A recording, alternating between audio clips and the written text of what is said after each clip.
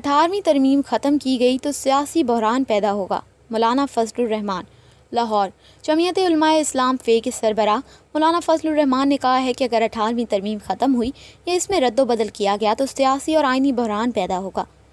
جے you آئی فے کے سربراہ نے اپنے ایک بیان میں کہا ہے کہ 18ویں آئینی ترمیم پارلیمنٹ نے اتفاق رائے سے پاس کی تھی اور تمام سیاسی جماعتیں آئینی صلاحیتی کمیٹی میں شریک تھیں۔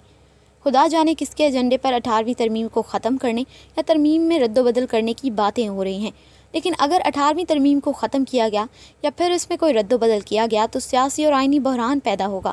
مولانا فضل الرحمان نے کہا کہ کسی ایک شق کو ختم کیا جاتا ہے تو از سر نو قانون ساز اسمبلی تشکیل دینا پڑتی ہے۔ قوم 70 سال سے زائد کا وقت کاٹ چکی ہے اور اب یہ ملک نئے تجربوں کا متحمل نہیں ہو سکتا۔